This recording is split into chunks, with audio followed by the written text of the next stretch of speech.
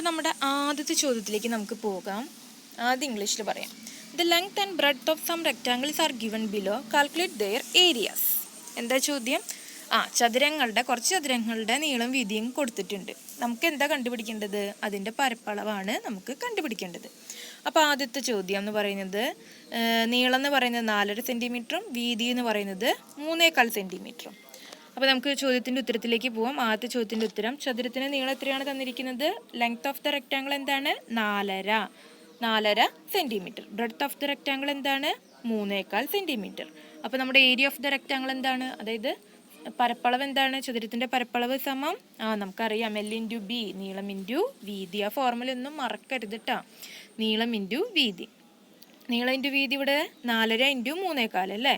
4.5 നമുക്കറിയാം ഇത് മിശ്രഭിന്നാണ് അല്ലേ? 4.5 എന്ന് പറയുന്നത് ഒരു മിശ്രഭിന്നാണ്. 4 1/2, 4ഉം 1/2 ചേർന്നതാണ് അല്ലേ? അപ്പോൾ നമുക്ക് അതിനൊരു ഭിന്നസംഖ്യ ആക്കിയിട്ട്, ഭിന്നസംഖ്യ തന്നെ ഇത് ഭിന്നസംഖ്യയാണ്, അതിന് നമുക്കറിയാവുന്ന ഫോമിലോട്ട് മാറ്റി എഴുതണം അല്ലേ? നമുക്ക് ഗുണിക്കാൻ അറിയാവുന്ന ഫോമിലേക്ക് A/B എന്ന ഫോമിലേക്ക് നമുക്ക് മാറ്റി എഴുതണം. അപ്പോൾ എന്ത് ചെയ്യണം? 4.5 എന്ന് പറയുന്നത് 4 × 2 + 1 ഹരിക്കണം 2, അതായത് 9/2. അതേപോലെ 3.25 മാറ്റി എഴുതി 13/4. ഈ മാറ്റി എഴുതുന്ന കാര്യമൊക്കെ ടീച്ചർ മുന്നത്തെ വീഡിയോയിൽ ഡീറ്റെയിൽ ആയി പറഞ്ഞിട്ടുണ്ട്. ഇനിയും ഇത് പറയാതിരുന്നു കഴിഞ്ഞാൽ വീഡിയോയുടെ സമയം പോവും. അപ്പോൾ ഈ മാറ്റി എഴുതുന്ന കാര്യത്തിലൊക്കെ എന്തെങ്കിലും സംശയം ഉണ്ടെങ്കിൽ നിങ്ങൾ ഇനി എന്നോട് ചോദിക്കുക. നമ്മൾ മാറ്റി എഴുതുന്നത് എന്താ ചെയ്യുന്നത്? ഇപ്പം 4.5 എന്ന് പറഞ്ഞൊരു സംഖ്യനെ മാറ്റി എഴുതുകയാണെങ്കിൽ 4ഉം 1/2 ചേർന്നതാണ് അല്ലേ? അപ്പം 4 × 2 മനസ്സിലായോ? +1 ഹരിക്കണം 2. അങ്ങനെയാണ് നമ്മൾ ഈ സംഖ്യനെ മാറ്റി എഴുതുക.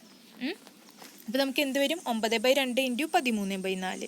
ഇനി 13 × 9 ഗുണിച്ചത് ഇവിടെ കൊടുത്തിട്ടുണ്ട്. അതെന്ന് പറയുന്നത് 117 പിന്നെ 4 × 2 8. എങ്ങനെയാണ് ഇത് ഇങ്ങനെ വന്നത്? 9/2 × 13/4 എങ്ങനെയാണ് ഗുണിക്കുക? 2 ഭിന്നസംഖ്യകളാണ് അല്ലേ? 2 ഭിന്നസംഖ്യകൾ എങ്ങനെയാണ് ഗുണിക്കുക? നിങ്ങൾ 5ാം ക്ലാസ്സിൽ പഠിച്ചിട്ടുള്ളതാ. എങ്ങനെയാണ് ഗുണിക്കുക?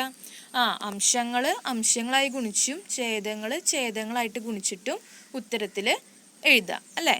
അപ്പോൾ 13 × 9 അംശം അല്ലേ? അത് ഗുണിച്ച് എന്തായിട്ട് എഴുതണം? ഉത്തരത്തിൽ അംശമായിട്ട് എഴുതണം. അത് 117.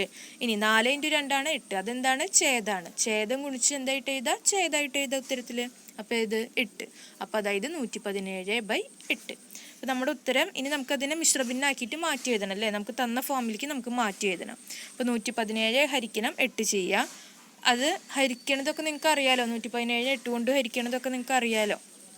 അപ്പോൾ നമുക്ക് കിട്ടുന്ന ഉത്തരം എന്ന് പറയുന്നത് 14 × 5/8. അതാണ് നമുക്ക് കിട്ടുന്ന ഉത്തരം. 14/5/8 ചതുരശ്ര സെൻറ്റിമീറ്റർ. 14 × 5/8 square centimetre. അതാണ് നമ്മുടെ ഉത്തരം. ഈ അളവുകൾ എഴുതാൻ മറക്കരുത് കേട്ടോ. നീളം എന്ന് പറഞ്ഞിട്ട് 4.5 എന്ന് എഴുതി കഴിഞ്ഞാൽ നിങ്ങളുടെ മാർക്ക് അവിടെ പോവും. നമുക്ക് ഏതാണ് ഏകകം, നമ്മുടെ യൂണിറ്റ് ഏതാണ്, ആ യൂണിറ്റ് നമ്മൾ കറക്റ്റായിട്ട് എഴുതണം. 4.5 സെൻറ്റിമീറ്റർ ആണെങ്കിൽ സെൻറ്റിമീറ്റർ, മീറ്റർ ആണെങ്കിൽ മീറ്റർ. അതുപോലെ തന്നെ അവസാനം പരപ്പളവ് പറയുന്നിടത്ത് എന്ത് വേണം? 14 × 5/8 എന്ന് മാത്രം എഴുതി കഴിഞ്ഞാൽ നിങ്ങൾക്ക് മാർക്ക് ഇടില്ല. നിങ്ങൾക്ക് തെറ്റിട്ട് വെച്ച് തരും.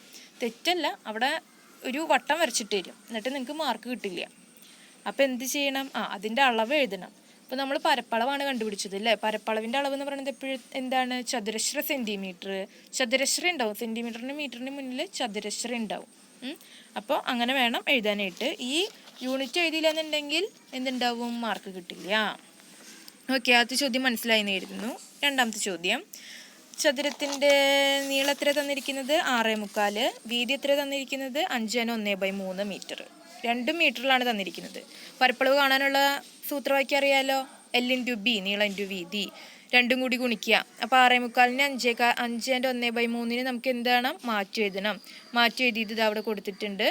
അപ്പോൾ 6.25-ന് മാറ്റി 27/4, 5/1/3 മാറ്റി 16/3 എന്ന് കിട്ടി. ഇനി എന്ത് ചെയ്യുക? ഈ 2 ഭിന്നസംഖ്യകൾ ഗുണിച്ചെഴുതാം. അപ്പോൾ ഇവിടെ ഗുണിച്ചെഴുതിയപ്പോൾ 27/4 16/3. അപ്പോൾ ഇതിൽ വെട്ടിപ്പോവുന്നത് നിങ്ങൾ വെട്ടി കളഞ്ഞിട്ട് എന്ത് ചെയ്താൽ മതി? ഗുണിച്ചെഴുതിയാൽ മതി. ഇവിടെ നോക്ക്, 27/4 16/3. അപ്പോൾ 27 3 പോകുന്നതാണ്. അതുപോലെ തന്നെ 16 4 പോകുന്നതാണ്. അപ്പോൾ 27 എത്ര പ്രാവശ്യം? 27 3 എത്ര പ്രാവശ്യം?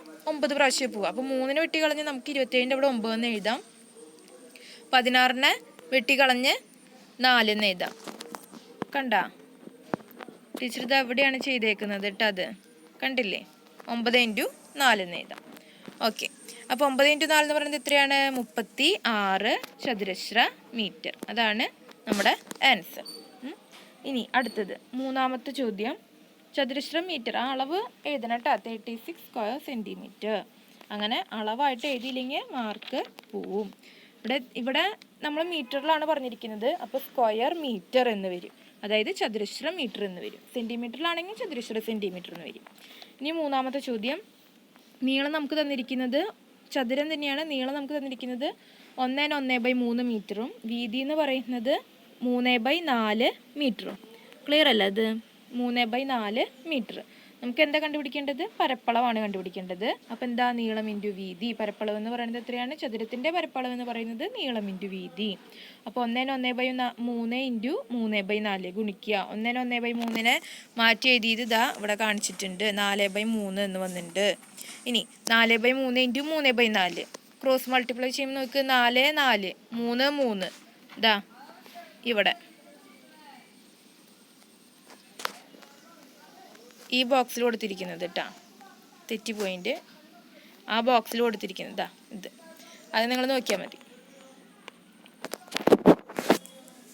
നമ്മുടെ ഈ ബോക്സ് കണ്ടോ, വെട്ടിക്കളഞ്ഞിട്ട് എന്ത് വരും? 1 എന്ന് വരും. അപ്പോൾ നമ്മുടെ ഉത്തരം എന്താണ്? 1 ചതുരശ്ര മീറ്റർ. അപ്പോൾ അത് കഴിഞ്ഞു കേട്ടോ. ഇനി രണ്ടാമത്തെ ചോദ്യം. അപ്പോൾ ആ സെറ്റിലെ ചോദ്യം കഴിഞ്ഞു, ഒന്നാമത്തെ സെറ്റിലെ ചോദ്യം കഴിഞ്ഞു. ഇനി രണ്ടാമത്തെ ചോദ്യമാണ്, what is the area of a square of side 1 and 1/2 metre? അതായത് വശങ്ങളുടെ നീളം 1.5 മീറ്റർ ആയ സമചതുരത്തിൻ്റെ പരപ്പളവ് എത്ര എന്നാണ് ചോദ്യം. ഇവിടെ നമ്മുടെ ആൾ മാറിയിട്ട് ചതുരല്ല, സമചതുരാണ്. സമചതുരത്തിൻ്റെ പ്രത്യേകത എന്താ? 4 വശവും തുല്യമാണ് അല്ലേ? അപ്പോൾ ഇവിടെ നീളം ഇൻറ്റു വീതിക്ക് പകരം നീളവും വീതിയും തുല്യമായതുകൊണ്ട് എന്ത് വരും? പരപ്പളവ് a² എന്ന് വരും. ഇനി ഒരു വശത്തിൻ്റെ നീളത്തിൽ തന്നിരിക്കുന്നത് 1.5 മീറ്റർ അല്ലേ? അപ്പോൾ a² എന്ന് പറയുന്നിടത്ത് 1.5യുടെ സ്ക്വയർ, അതായത് 1.5യുടെ സ്ക്വയർ എന്ന് പറയുന്നത് എത്രയാണ്? 1.5 ഇൻറ്റു 1.5. ഇനി 1.5 എന്ന് പറയുന്നതിന് എങ്ങനെ നമുക്ക് മാറ്റി എഴുതാം? 3/2 മാറ്റി എഴുതാം. അപ്പോൾ നമുക്കിതിനെങ്ങനെ എഴുതാം? 3/2 ഇൻറ്റു 3/2. 3 into 3 9, 2 into 2 4. അപ്പോൾ എത്ര വരും? 9/4 ചതുരശ്ര മീറ്റർ. മീറ്ററിലാണ് നമുക്ക് തന്നിരിക്കുന്നത് കേട്ടോ, അതുകൊണ്ടാണ് 9/4 ചതുരശ്ര മീറ്റർ എന്ന് വന്നത്. ഇനി 9/4 നമുക്ക് തന്നിരിക്കുന്ന മിശ്രഭിന്നാണല്ലേ, അപ്പോൾ ആ മിശ്രഭിന്നത്തിലേക്ക് തന്നെ നമ്മൾ മാറ്റി എഴുതാം. അപ്പോൾ 9നെ 4 കൊണ്ട് ഹരിച്ച് എത്ര വരും? 2 and 1/4 ചതുരശ്ര മീറ്റർ. മനസ്സിലായോ? ഇനി ഇത് ലാസ്റ്റ് ക്വസ്റ്റ്യൻ ആണ് ഈ സെക്ഷനിലെ, ഭിന്നപരപ്പിലെ ലാസ്റ്റ് സെക്ഷനാണ്.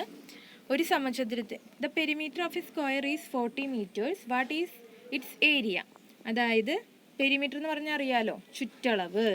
സമചതുരത്തിൻ്റെ ചുറ്റളവ് എന്ന് പറയുന്നത് എത്രയാണ്? 14 മീറ്റർ.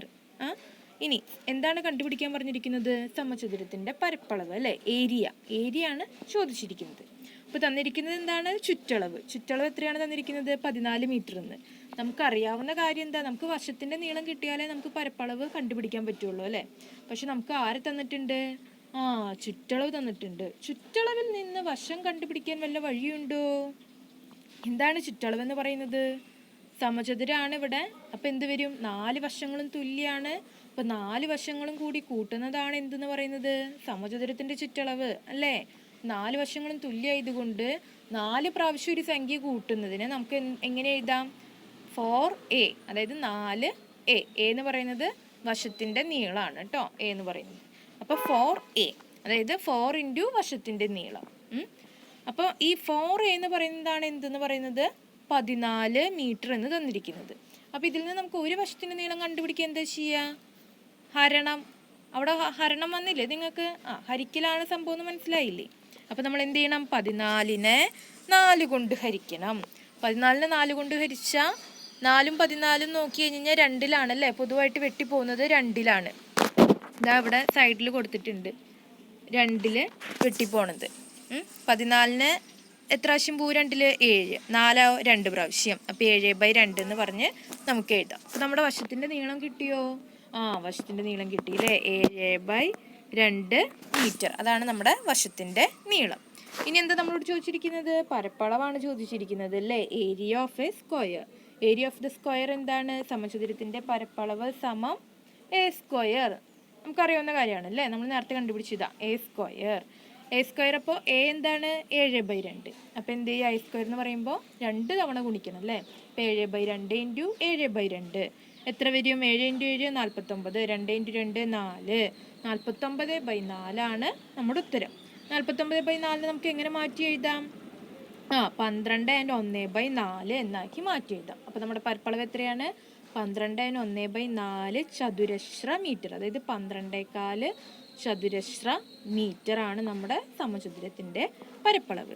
അപ്പോൾ എല്ലാവർക്കും ഭിന്നപരപ്പളവ് ആ ഭാഗം എന്താണെന്നുള്ളത് മനസ്സിലായി എന്ന് വിചാരിക്കുന്നു. ഒന്നും ചെയ്യുന്നില്ല, നമ്മളിവിടെ സമചതുരത്തിൻ്റെയും ചതുരത്തിൻ്റെയും പരപ്പളവ് കണ്ടുപിടിക്കുന്നുള്ളൂ. പരപ്പളവ് നമുക്ക് ആദ്യമേ അറിയാം, നീളം ഇൻറ്റു വീതിയാണ്. അതിപ്പോൾ എണ്ണൽ സംഖ്യ ആയാലും ഭിന്നസംഖ്യ ആയാലും ഒരേ സൂത്രവാക്യം തന്നെയാണെന്നുള്ളത് ടീച്ചർ നേരത്തെ പറഞ്ഞല്ലോ. നീളം ഇൻറ്റു വീതി തന്നെയാണ് ഉപയോഗിക്കുന്നത്. ഇവിടെ നമ്മൾ എന്താണ് ഉദ്ദേശിക്കുന്നത് ശരിക്കും? രണ്ട് കാര്യങ്ങളാണ് ഇവിടെ നിങ്ങൾക്ക് മനസ്സിലാവേണ്ടത്. ഒന്ന്, ചതുരത്തിൻ്റെ പരപ്പളവ് കണ്ടുപിടിക്കാൻ അല്ലെങ്കിൽ സമചതുരത്തിൻ്റെ പരപ്പളവ് കണ്ടുപിടിക്കാൻ അത് വശങ്ങൾ എന്ത് തന്നെ ആയിക്കോട്ടെ, എണ്ണൽ സംഖ്യയോ ഭിന്നസംഖ്യയോ എന്ത് തന്നെ ആയിക്കോട്ടെ, പക്ഷെ നമ്മുടെ സൂത്രവാക്യം, നമ്മൾ പഠിച്ചിട്ടുള്ള സൂത്രവാക്യം അത് എന്താണ്? രണ്ട് കേസിലും സെയിം ആണ്. രണ്ട് കാര്യത്തിൽ അത് തുല്യം തന്നെയാണ്. നീളം ഇൻറ്റു വീതി എന്നുള്ളതാണ് ചതുരത്തിൻ്റെ പരപ്പളവ്.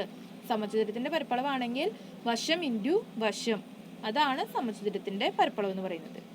ഇനി രണ്ടാമത്തെ കാര്യം എന്ന് പറയുന്നത് ഭിന്നസംഖ്യകൾ വെച്ചിട്ട് നിങ്ങൾക്ക് ഗുണിക്കാനുള്ള കഴിവ്. ഭിന്നസംഖ്യകൾ വെച്ചിട്ട് എങ്ങനെ ഹാൻഡിൽ ചെയ്യാം, ആ കാര്യം നിങ്ങൾക്ക് വ്യക്തമായിട്ട് മനസ്സിലായിട്ടുണ്ടാവണം. അതാണ് ഈ ഒരു ഏരിയ കൊണ്ട്, ഈ ഒരു ഭാഗം കൊണ്ട് നിങ്ങൾ മനസ്സിലാക്കി എടുക്കേണ്ടത്. ഇനി ഇതിൽ എന്തെങ്കിലും സംശയം ഉണ്ടെങ്കിൽ ടീച്ചറോട് ചോദിക്കുക. Okay, thank you.